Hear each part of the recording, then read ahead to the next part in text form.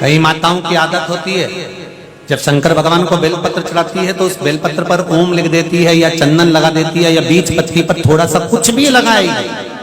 भले चावल का दाना लगाएगी, भले वो चंदन लगाएगी, भले वो अष्टगंध लगाएगी, गुलाल लगा देगी, अबीर लगा देगी, कुछ भी लगाकर उस जगह पर लगाकर फिर भगवान को चढ़ाए। वो व्यक्ति जो भगवान शंकर को बेलपत्र जब समर्पित करता है और बीच की पत्ती पर चंदन लगाकर मध्यस्थ जोड़ पर शहद लगाकर शिव को जब समर्पित करता है तो उसका भाग्य कितना भी विपरीत चल रहा हो, उसकी किस्मत की देखा कितनी भी विरोधी कितनी भी विपरीत चल रही हो, वो अपने आप सुलझ जाती है, अपने आप सुलझ जाती है। उसको सुधारने के लिए कोई दूसरा नहीं आता। आप अपनी किस्मत को संवार सकते हो, आप अपनी किस्मत को संवारने में देरी नहीं कर सकते, आप स्वयं संवार सकते। इतना सुंदर कहा है, जिस दिए में बाती लगी हुई है, बाती पूरी जल चुकी है, उसकी राख या उसका काला थोड़ा सा भाग दिए के अंदर रखा है और आपने दूसरी बाती रखकर उसको जला दिया, तो वो जलाया गया जो भाग है लक्ष्मी को छीर्ण कर देता। 15 दिन तक व्यापार ठीक नहीं चल सकता। एक बार प्रैक्टिकल करके देखना। दिए के अंदर अगर कोई बाती जल गई, जलने के बाद ठंडी हो गई, ठंडी होकर उसमें राख पड़ी हुई है, या उसके अंदर कोई काला सा आप गोल बत्ती लगाते तो काला का एक भाग काला काला सा जला हुआ उसके अंदर रह जाता है। कई लोगों की आदत रहती है कि अब शाम का टाइम तो है, उसको कौन हटाए, उसी में अपन दूसरी बत्ती रख दो, जला दो, उसी में रखकर दूसरी बत्ती जला दो। भाग उसी में पड़ा हुआ है पुराना, और आपने दूसरी बत्ती अगर रखकर जला दी है, व्यापार होगा, व्यवसाय होगा, या फिर घर में रखा हुआ धन होगा, 15 दिन के लिए वो छिन्न होगा, वो जाएगा। पैसा टिकने वाला नहीं 15 दिन तक, चाहे कुछ भी कर लो। कई लोग कहते भी होंगे कि हमारी दुकान तो 8 दिन तो अच्छी चलती, 8 दिन के बाद नया क्या हो जाता है, 15 दिन अच्छी चलती, 15 दिन के बाद नया जाने क्या हो जाता है। तो उसमें गलती ढूंढो कि हम गलती क्या कर रहे हैं। नहीं तो व्यापार तो अच्छा चल रहा है, ग्राहक भी आ रहे हैं, सब कुछ होता है। जब 15 दिन ग्राहक आते हैं तो 15 दिन क्यों नहीं आते, 8 दिन ग्राहक आते हैं तो 8 दिन क्यों नहीं आते, उसके पीछे तुम्हारा कोई कारण होगा। फिर अपनी गलती को ढूंढो कि हमारी गलती क्या हो। या तो बहू है या सास या घर में रहने वाला कोई व्यक्ति या घर के बच्चे दिए में दिया रखकर जला देते, मतलब उस बाती को फिर रखकर जला दिया, तो अब उसको तो तुम्हें भोगना है। अब उनको नहीं मालूम कि गलती क्या हो रही, गलती अपन कर रहे हैं। कितना सुंदर संवाद है वहां, बहुत ध्यान दीजिएगा जरा। अग्नि पुराण, स्कंद पुराण, दोनों पुराण में स्मरण करिएगा।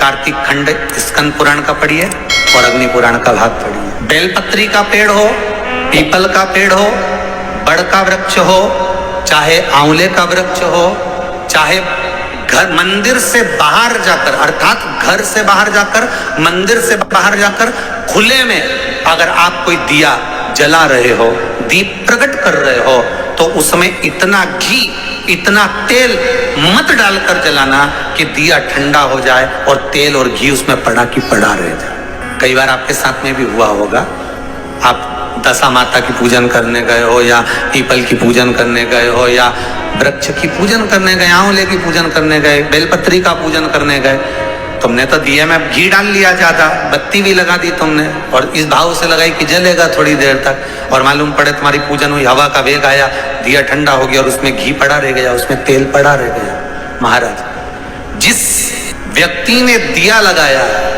जिस व्यक्ति ने दीप लगाया हुआ है, और अगर वो कुंवारी अवस्था में है तो अकेला शरीर का कष्ट भोगता है, और अगर उसकी शादी हो गई होती है तो पति और पत्नी दोनों को शरीर का कष्ट भोगना पड़ता है। कहीं कमर दुखेगी, कहीं घुटना दुखेगा, कहीं पीठ दुखेगी, आंखों में जलन होगी, कहीं ये सिर का जो गले का भाग होगा कान के पास का ये दुखना चालू हो जाएगा, ये पीछे का भाग दुखेगा। तो कई डॉक्टरों को दिखाओगे, इलाज देखो जरा, क्या सब हमारी जांच कर लो, जांच में तो कुछ भी नहीं निकल रहा, दवाई भी खाते हैं, थोड़े दिन आराम लगता है, फिर वैसे हो जाता है। कारण निकालना है तो कारण ढूंढो कि हमारे पुराण क्या कर रहे हैं। कारण हमने खुद उत्पन्न करा है कि किसी वृक्ष की पूजन करी, उसमें तेल घी की मात्रा इतनी बढ़ा दी कि हम तो जब तक बैठे दिया जल रहा था, उठ के गए, हवा लगी, दिया ठंडा हो गया, और उसमें जितने समय तक वो घी और तेल पड़ा हुआ है, 15 मिनट, 10 मिनट, 25 मिनट, 50 मिनट, 1 दिन, 2 दिन, 4 दिन, तो वो बार बार पलट पलट कर वो स्वास्थ्य को खराब करेगा ही,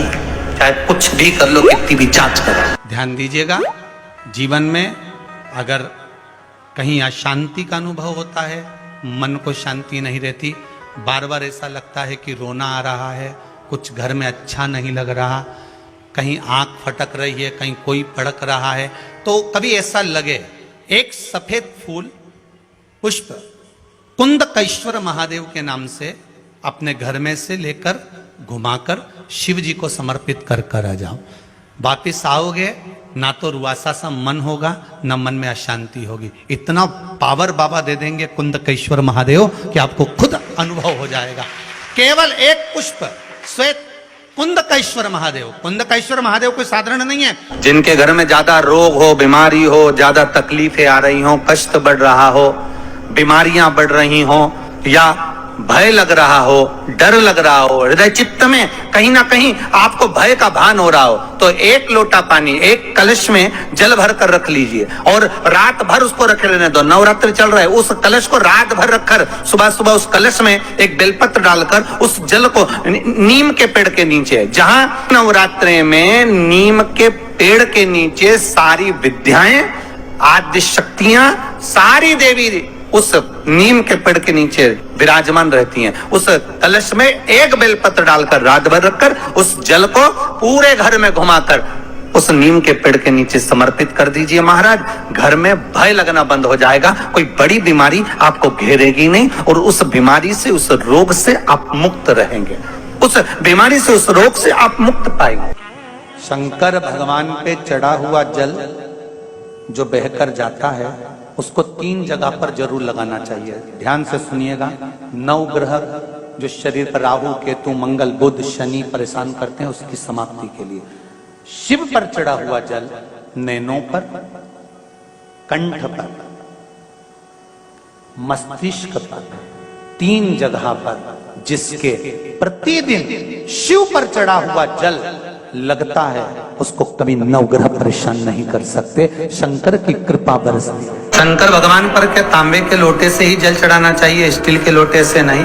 प्रयास करा करो तांबे के लोटे से जल चढ़े। कि तांबे का लोटा जिसका मुख छोटा हो, गला लोटे का मुख छोटा हो, ऐसे लोटे से जब हम भगवान का अभिषेक या पूजन करते हैं तो उससे बीमारी समाप्त होती है, रोग छिन्न होता है। तांबे के लोटे से शंकर भगवान को दूध चढ़ाना चाहिए, नहीं चढ़ाना चाहिए? शास्त्र कहता है तांबे के लोटे से दूध चढ़ाने से पूत छिन्न होता है, इसलिए तांबे के लोटे से दूध ना चढ़ाएं। अगर दूध चढ़ाना है तो स्टील का पात्र ले लें, चांदी का पात्र ले लें, आदि दूसरे पात्र ले लें, पर तांबे के पात्र से दूध ना चढ़ाएं। शिव महापुराण में एक बात अच्छी लिखी है और स्कंद पुराण में भी लिखी है कि यदि तुलसी और बेलपत्र, क्या क्या चीज, तुलसी और बेलपत्र बिना नहाए स्पर्श नहीं करना चाहिए। अगर बेलपत्र की पत्तियों को भी तोड़ना है, उतारना है, तुलसी के दल को भी उतारना है, तो बिना नहाए ना उतारें। स्नान कर लिया हो तो तुलसी के दल को स्पर्श करें, तुलसी को स्पर्श करें या बेलपत्र को स्पर्श करें। बेलपत्र का भी स्पर्श बिना स्नान के नहीं किया जाए शिव महापुराण के अनुसार।